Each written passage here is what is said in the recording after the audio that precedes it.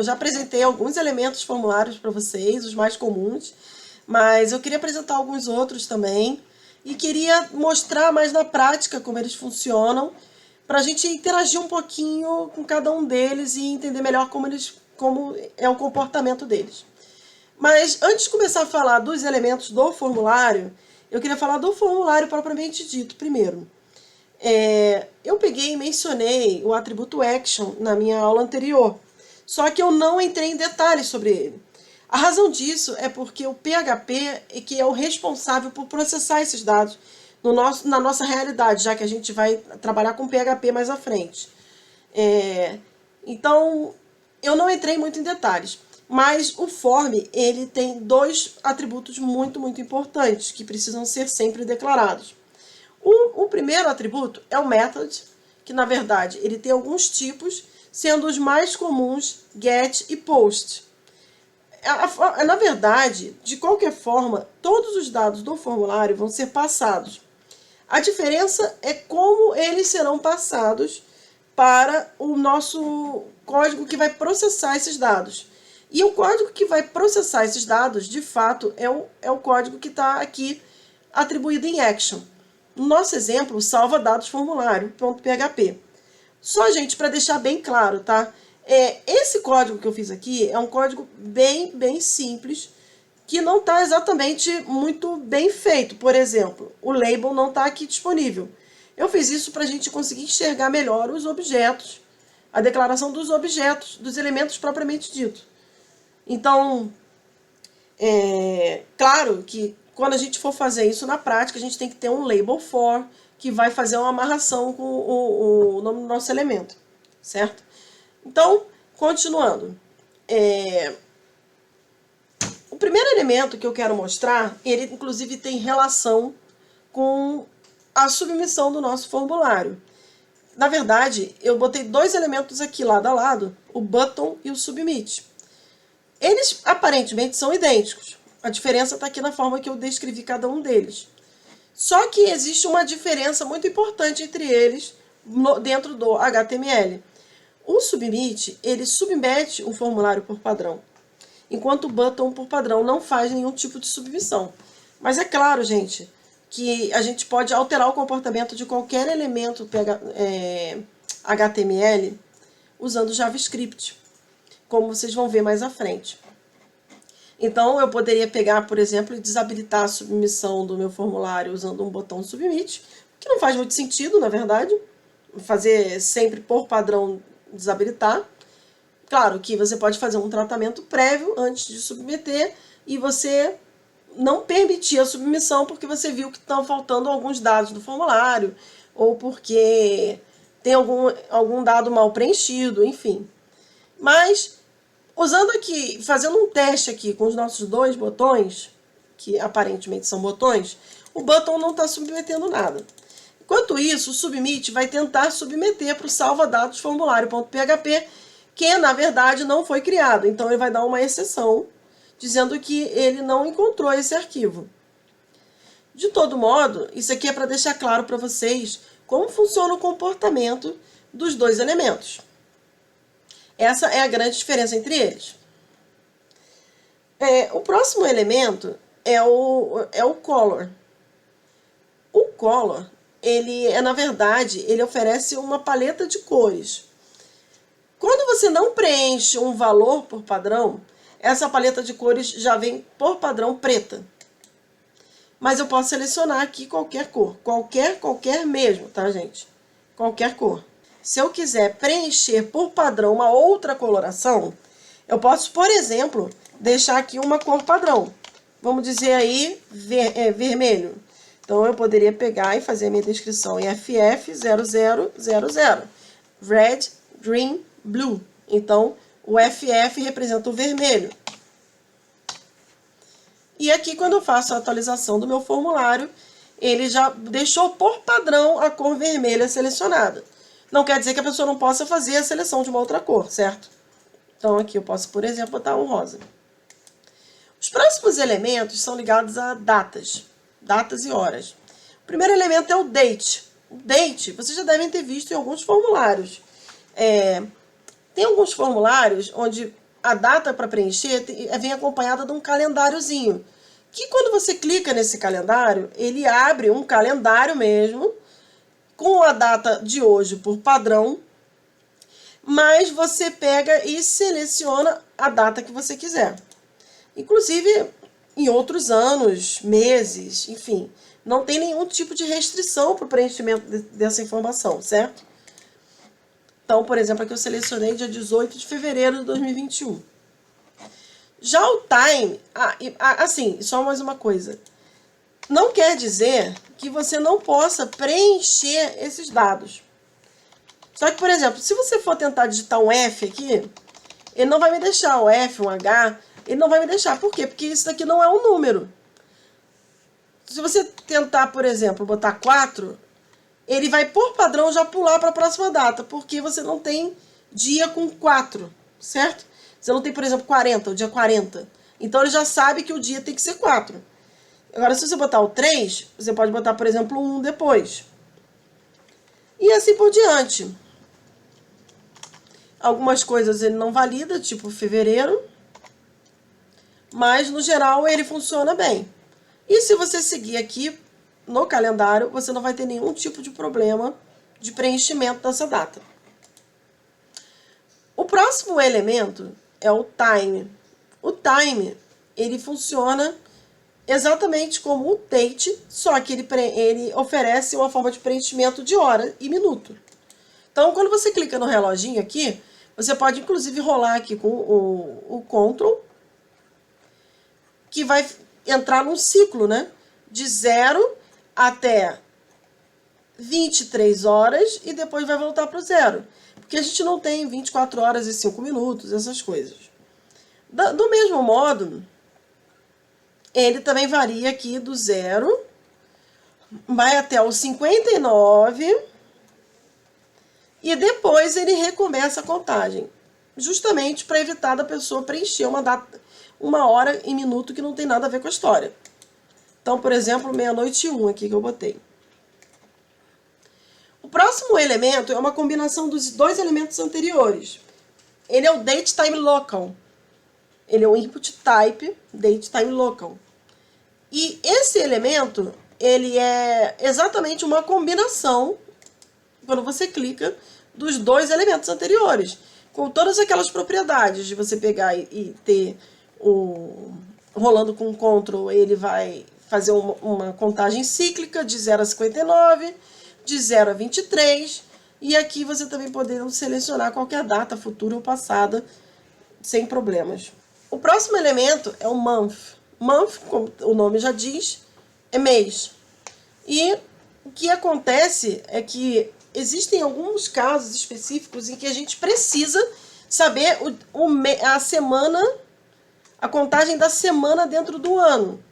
Então, por exemplo, quando você clica aqui, semana não, do mês. O mês.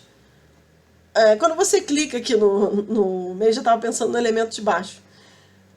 Quando você clica aqui, ele vai me dar a opção de selecionar o mês e, novamente, eu posso fazer de uma data retroativa ou de uma data uma data futura. Sim, então, não tem nenhum problema.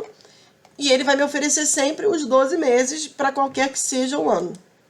Então, por exemplo, posso selecionar julho de 2021. Agora sim, falando do Wiki, a semana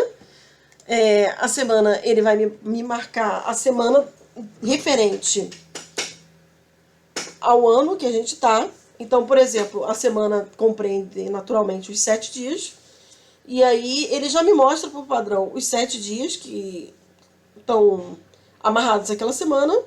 Ou se você passar o mouse aqui, ele mostra os 7 dias que estão amarrados na semana 28. E assim por diante. E ao selecionar, ele vai automaticamente selecionar um intervalo de datas. Na verdade, é só uma contagem da semana. O intervalo de datas, ele serve como uma referência para o usuário que está fazendo a seleção. Porque ele não necessariamente, você não sabe em que semana você está no ano. Então, ele faz uma conversão entre a semana do ano e a data que você está selecionando. O próximo elemento é o e-mail. O e-mail, ele é justamente um validador de dado de e-mail. Então, quando você preenche qualquer informação, o próprio HTML já te mostra, já te pede para preencher um arroba. Ele fala assim, olha, precisa de um arroba. Tudo bem que você pode preencher mais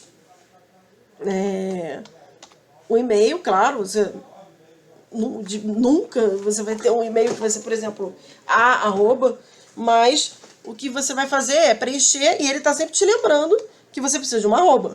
Preencheu o e-mail, botou um arroba, ele vai te lembrar que você precisa de informação após arroba. Claro que ele é um pouco falho, porque, por exemplo, um C aqui já satisfaz a condição dele, mas já é uma pré-filtragem do preenchimento dessa informação. O próximo campo é o file. Na verdade, o input type file. E só mais uma coisa, gente. No e-mail, vocês viram que aqui tem cinza clarinho? Digite seu e-mail. Isso acontece porque eu peguei e cadastrei um placeholder. Placeholder, digite seu e-mail aqui, ó. Ele, na verdade, ele é uma dica de preenchimento da informação. Eu poderia, por exemplo, em vez de botar digite seu e-mail, botar xxx@.com.br. E aí ele iria me mostrar isso daí, né? Tipo, por exemplo,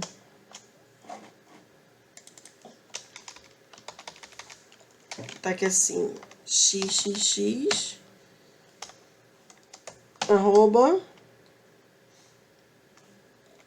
.com.br, sei lá.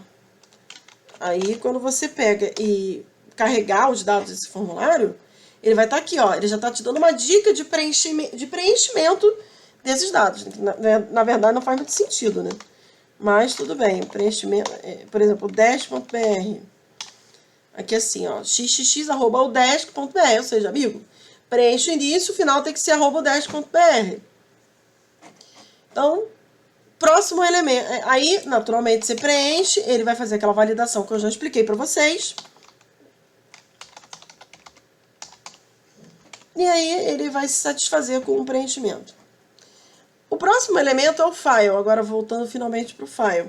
O file, ele é aquele, vocês já provavelmente anexaram documentos, por exemplo, quando você vai abrir uma reclamação no Reclame Aqui, ou preencher algum dado no consumidor.gov, alguma coisa do tipo, geralmente eles te pedem alguns documentos.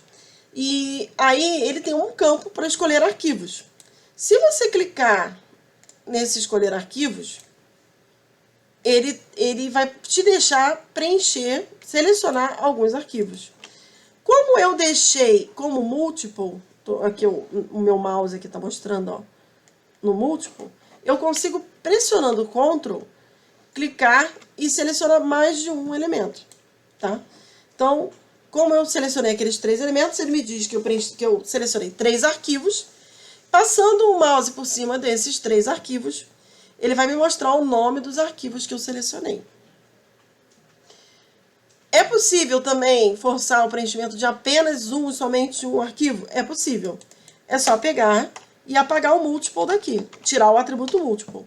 Então, novamente, quando agora a gente for selecionar, observe que agora está escolher arquivo. Antes, a gente tinha escolher arquivos. Nota a pequena diferença entre eles. Então, voltando aqui, quando eu for preencher agora, você vê que eu dando Ctrl, ele não me deixa mais acumular múltiplos arquivos. Então, eu vou selecionar um deles.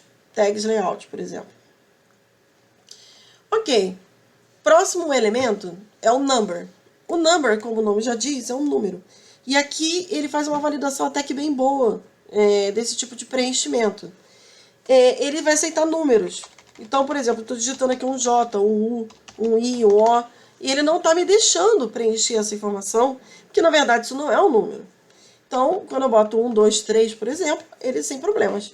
E ele também me dá a opção de clicar para cima ou para baixo, e aí ele vai incrementando ou decrementando o número que está preenchido de acordo com para cima ou para baixo que você clicar. Se você pegar e deixar do início, quando você clicar para baixo, ele vai assumir que era 0, e como é para baixo, vai ficar -1.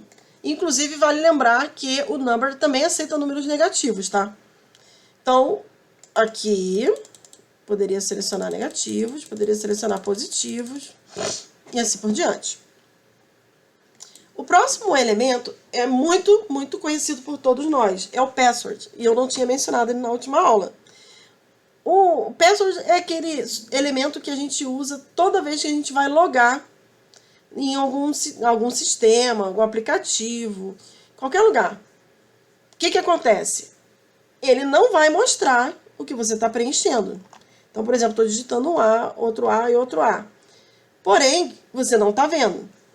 Só se você clicar aqui. Então, na verdade, isso é autoexplicativo, né?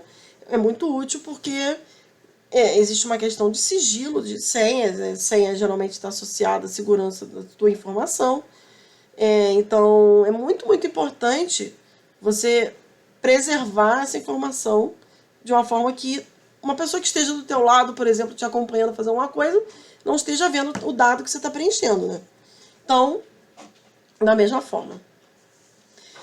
Então, por exemplo, eu vou deixar aqui preenchido alguma coisa. Os próximos dois elementos, eu fiz questão de deixar os dois juntos, que são o checkbox e o radio button, porque eu queria novamente ressaltar a diferença entre eles.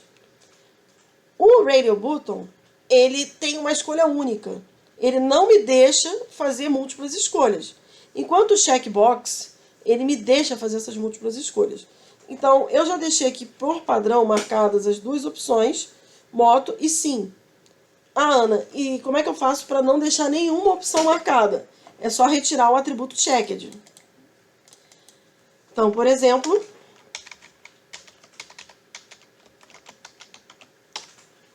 ok, não está mais preenchido. Como eu dei um F5, ele perdeu o formulário todo, né? Mas assim, eu estou mostrando aqui para vocês como é que funciona, então eu tive que atualizar a tela. O que acontece? O checkbox, eu posso marcar vários. Por outro lado, o sim, e olha só, observa aquele negócio que eu falei naquele dia lá do label.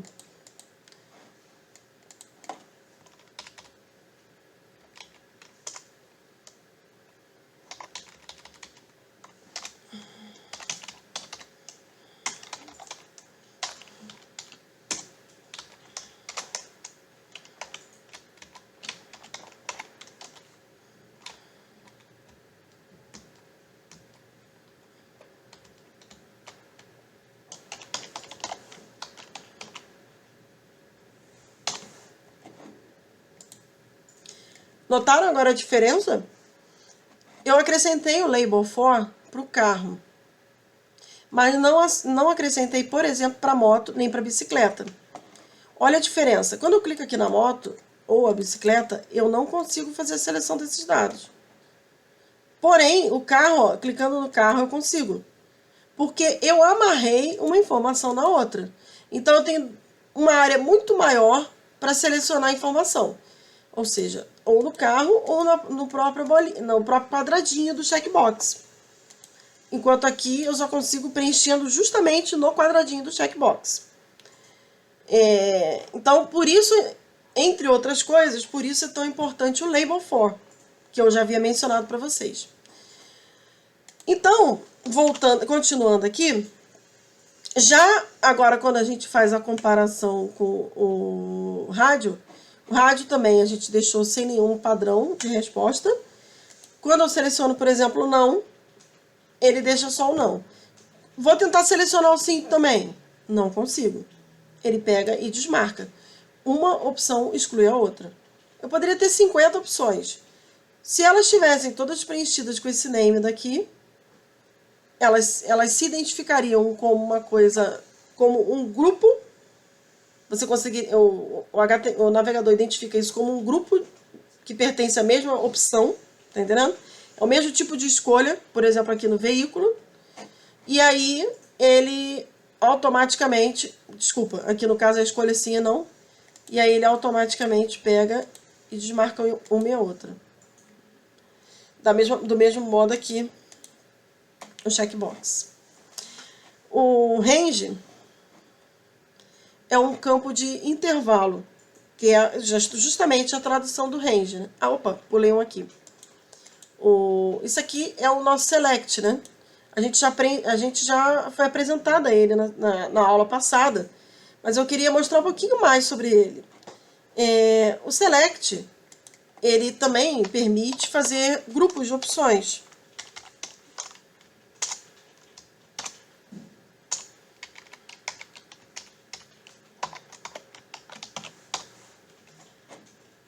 Então aqui é label. Desculpa, gente. Label. Então assim, Ixi, aqui também ficou carro com moto. Calma aí, deixa eu botar aqui bike. E aqui vamos botar bicicleta. E aqui vamos botar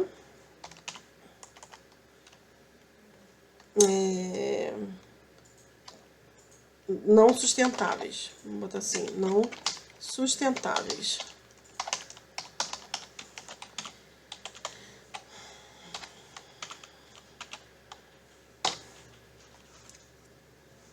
Ok.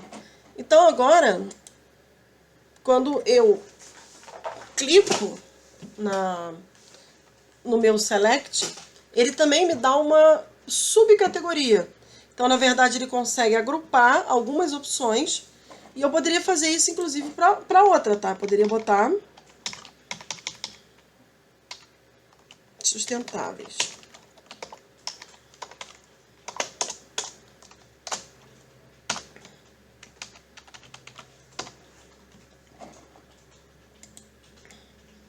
Não sustentáveis e sustentáveis. O que você vai selecionar? Nunca é o option group, tá, gente? O que você vai selecionar é sempre uma das três opções, que nesse nosso exemplo aqui. Mas elas são subcategorizadas. Eu poderia fazer isso, por exemplo, para estados. Por exemplo, botar algumas cidades e aí botar assim, no Rio de Janeiro, um grupo de municípios. E aí, Santa Catarina, mais um grupo de municípios. E aí listava os municípios aqui embaixo. Poderia fazer. Seria uma opção. Só para vocês entenderem como funciona. Então, agora voltamos para o range. O range, ele é justamente um intervalo que você consegue selecionar. Ele é justamente só isso, um intervalo. E aí você seleciona, naturalmente está associado a um número, que vai de 0 a 100, vamos dizer assim. E aí você vai pegar e vai preencher de acordo com essa opção. Range.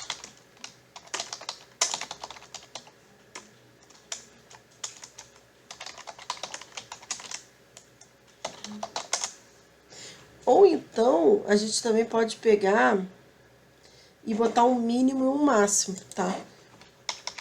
Então, por exemplo, aqui. Digamos que eu fosse preencher aqui meu range. O mínimo de 0 e no máximo, sei lá, 20.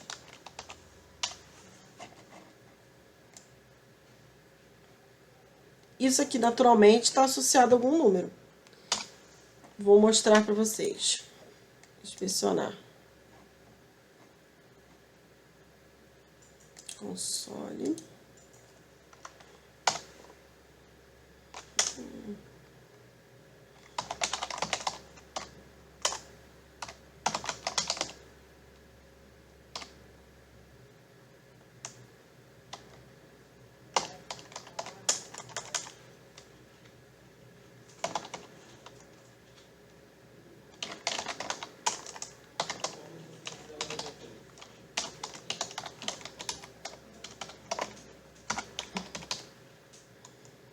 Aqui a gente vai colocar qual é o ID dele, é trange.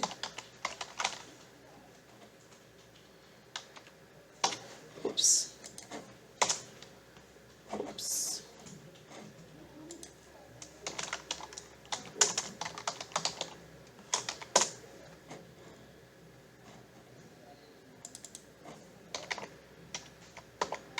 Ah, tá errado ali.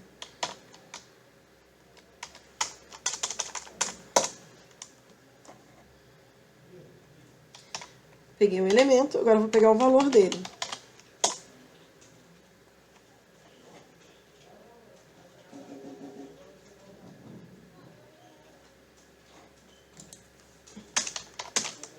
Range.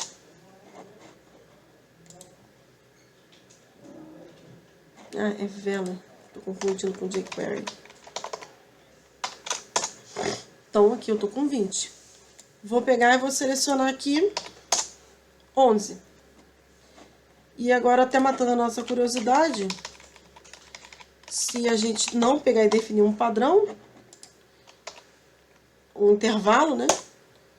Ele tá aqui em 50, 100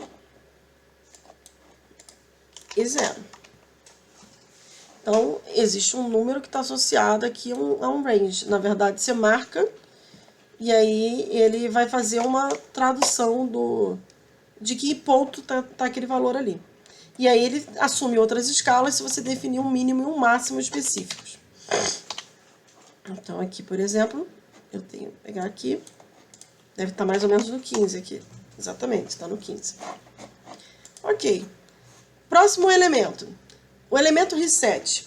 Para mostrar esse elemento, eu vou pegar e vou preencher mais algumas informações. Vou botar aqui, por exemplo, vou botar aqui... Preencher aqui a data e hora. Preencher a semana. Ok, preenchi um monte de informações aqui. Preencher aqui um e-mail.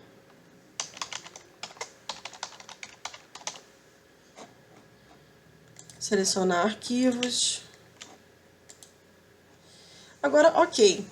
Preenchi aqui também um -1 da vida. Botei um númerozinho, botei uma senha. Marquei. Ok. Para que serve o reset? Ele volta tudo... Ah, e a cor, ó. Vou botar aqui no azul. Para que vai servir o reset? Ele vai servir para voltar tudo para os padrões originais. Então, quando eu clicar em redefinir, ele volta tudo para como estava preenchido. Como o vermelho já estava preenchido, ele voltou para o vermelho. O restante estava tudo vazio, então ele apagou todos os dados do formulário. Então, pessoal, agora vamos falar do nosso próximo elemento, que é o search. O search, na verdade, a gente não vai conseguir testar ele, porque ele vai ter que submeter o formulário, então a gente não vai conseguir fazer esse teste. Mas ele serve justamente para fazer uma pesquisa, certo? O próximo elemento é o tel, que é telefone. Nesse daqui eu também usei um placeholder para mostrar que vocês também podem usar um placeholder aqui. E, gente, alguns outros elementos aqui também poderiam caber um placeholder, tá? É só você testar, por exemplo, se vai ou não vai aceitar o placeholder como padrão. Então, por exemplo, o URL, vamos chegar aqui. Quando você digita aqui, ó, você vê que ele me dá a opção de placeholder. Quando esse elemento não é permitido, por exemplo, ali no color, vamos ver aqui o color. Color.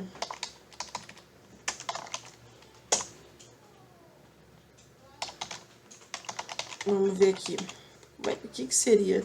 Tá vendo? Ele não funciona aqui nesse caso. Apesar de que ele tá aceitando nesse caso, né? Não deveria. O date provavelmente vai aceitar.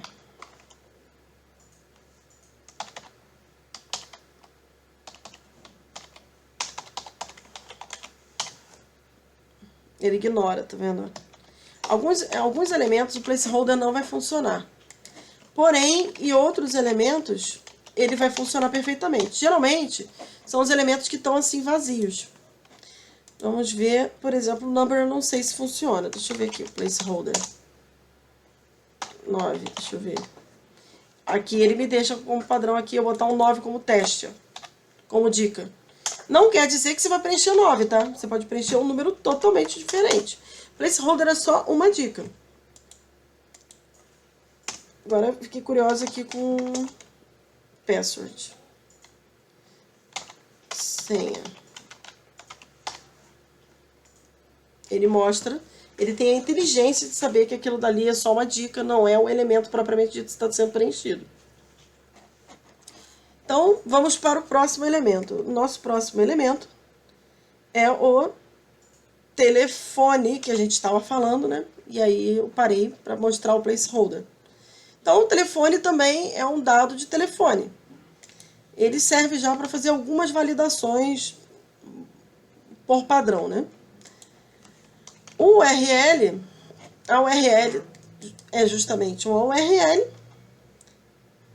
E aí ele fica também me pedindo para inserir uma URL, porque ele sabe que uma URL não pode ser só um W. E aí ele vai continuar me cobrando isso daí, até que eu coloque alguma coisa que seja válida. Ele faz algumas validações também na hora que submete o formulário. Ah, e por falar em submeter o formulário, uma coisa bem interessante. Esses campos, eles podem acrescentar um atributo chamado required. Required serve para não deixar o formulário ser submetido sem que seja preenchido aquele campo. Então, por exemplo, a gente tinha feito um teste no Submit e clicou e ele tinha submetido. Agora eu vou tentar refazer essa submissão e não vai funcionar porque eu não preenchi o telefone. Ele, por padrão, vai lá e pergunta, preenche esse campo. Ele diz, ó, esse campo é obrigatório. Ele é justamente um campo de uma linha só. Não quer dizer que você não possa botar um espaço. Mas, por exemplo, você vai botar o nome completo. Aí você pode botar aqui Ana Paula, não teria problema. Mas é um campo que se apresenta só em uma linha. Em contrapartida, o text area, ele é justamente o oposto. Ele funciona, ele pode ser apresentado em múltiplas linhas e colunas. No meu exemplo aqui, eu coloquei número de linhas 3 e número de colunas 10. Então, inclusive eu posso pegar e dar um Enter aqui. Ah, e como é que eu faço? Se eu quiser aumentar ou diminuir. Olha, tem algumas informações aqui, certo? Mas tem como desabilitar o text area de ser redimensionado. Tem como botar... Tem como limitar o número de caracteres. O text também. Então, por exemplo...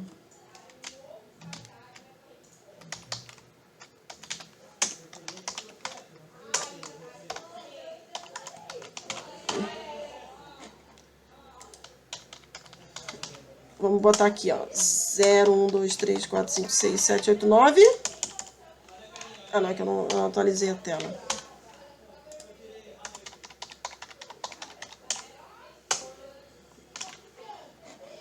Max length. É max length, gente. Max length. Max length. Aí, ó, 0, 1, 2, 3, 4, 5, 6, 7, 8, 9. E eu não consigo mais preencher o resto. O size é o tamanho da caixa de texto. Então, se eu botar size 5, ela fica pequenininha assim. Se eu botar size 20, ela fica grandona. Não necessariamente eu vou conseguir preencher todas essas colunas, tá? Todo esse espaço. Nesse caso aqui eu só consigo preencher um pouco menos da metade do conteúdo. Mas existe essa distinção entre max length e o size. O text foi aquele primeiro que a gente falou. Vocês têm o campo, o type hidden, que ele é, na verdade, serve para ser usado para armazenar algum dado oculto. Geralmente uma coisa que é usada só pelo código, mas que não vai ser exibido para o usuário, tá? E aí, no caso, se eu der um inspecionar aqui, eu vou conseguir ver o valor